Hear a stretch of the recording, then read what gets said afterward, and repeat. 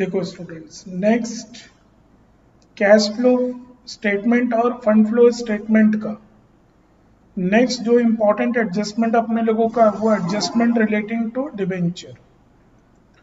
जब भी डिबेंचर का एडजस्टमेंट अपने लोगों को दिया हुआ रहता है तो ध्यान रखना, डिबेंचर का जब भी एडजस्टमेंट दिया हुआ रहेगा तो तीन पोर्शन है उसके भीतर में। एक, इंटरेस्ट ऑन डिबेंचर कि डिबेंचर के ऊपर में इंटरेस्ट कितना कैलकुलेट होगा।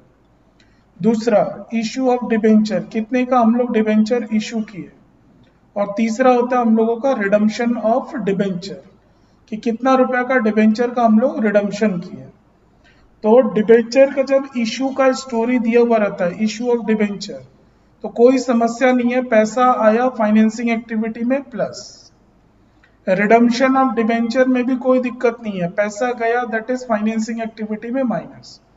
जो थोड़ा बहुत हम लोगों को ट्रीटमेंट सीखना है वो हम लोगों को सीखना है इंटरेस्ट ऑन डिबेंचर के लिए। जैसे मान लो कि सम में एकदम सिंपल एडजस्टमेंट में आपको क्लियरली मेंशन कर दिया कि इंटरेस्ट ऑन डिबेंचर ₹10,000 पेड, बस और कुछ भी नहीं बोला।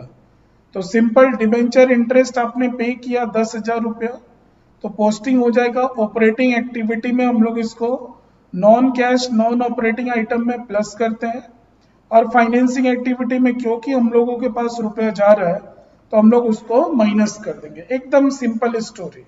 दूसरा, ये केस नंबर 1 अपना कंप्लीट हुआ। अब केस नंबर 2 मान लेते हैं हम लोग एक बार कि अपने लोगों को कुछ इस तरह से एडजस्टमेंट दिया हुआ है। जैसे 1/1/2011 1,00,000 रुपया का डिवेंचर का वैल्यू दिया हुआ है, और 31/12/2011 यहां हम लोग लिख लेते हैं 31/12/2011।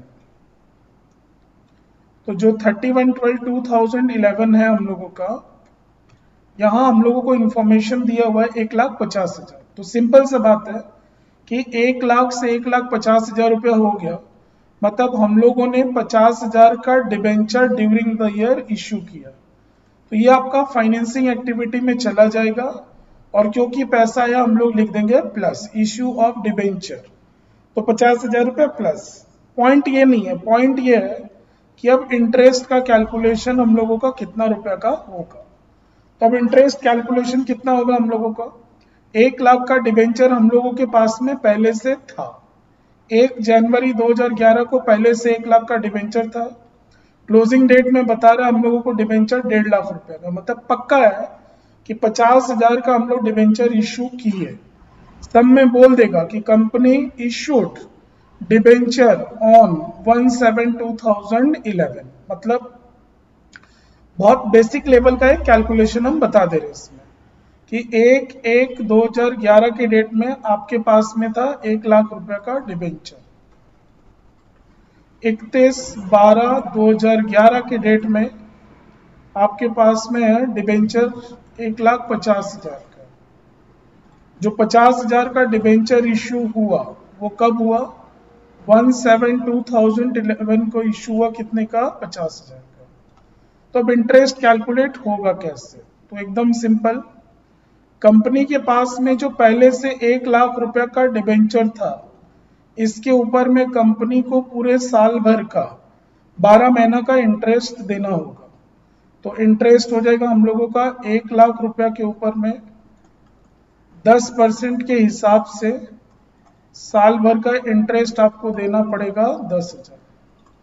फिर ये जो डिबेंचर एक साथ को आपने इश्यू किया, इस 50,000 को आपने 31/12 तक यूज किया। कितने महीना ये पैसा यूज किया हम लोग, 6 महीना टोटल हम लोग ये पैसा यूज किए। तो इसके ऊपर में आपको इंटरेस्ट देना होगा 50,000 के ऊपर में 10% के हिसाब से 6 महीने का आपको इंटरेस्ट देना होगा। ये आपका हो जाएगा 2,500 रुपये। तो टोटल इंटरेस्ट आपको देना पड़ेगा 12,500 रुपये। अब इस 12,500 का पोस्टिंग कैसे होता है ये सबको अच्छी तरह से मालूम है। ऑपरेटिंग एक्टिविटी में नॉन कैश नॉन ऑपरेटिंग में हम लोग जोड़ देंगे, और फाइनेंसिंग एक्टिविटी में हम लोग जाकर के 12,500 रुपया माइनस कर देंगे। तो ये इशू ऑफ डिबेंचर का ये एडजस्टमेंट अगर आपको क्लियर है तो ऑलमोस्ट सारा कहानी इसमें क्लियर है। कभी कभी ऐसा होता है सब में कि कंपनी ने डिबेंचर कब इशू किया, सब में डेट मेंशन नहीं रहता, कोई दिक्कत नहीं है। अगर 1/7 की जगह कंपनी अगर 1/11 को अगर इशू करता तो हम लोगों का 50,000 का इंटरेस्ट कैलकुलेट होता 12 महीने का। 1/7 को इशू किया तो हम लोगों का इंटरेस्ट कैलकुलेट हुआ 6 महीने का। अगर लास्ट डेट 31/12/2011 को इशू करता कंपनी तो इस 50,000 के ऊपर में 0 मंथ, मतलब कोई इंटरेस्ट कैलकुलेट नहीं होता। तो मोटा मोटी ये जो इंटरेस्ट का कैलकुलेशन हम समझाए, 80% कॉन्सेप्ट हम लोगों का इसमें कंप्लीट हो जाता है।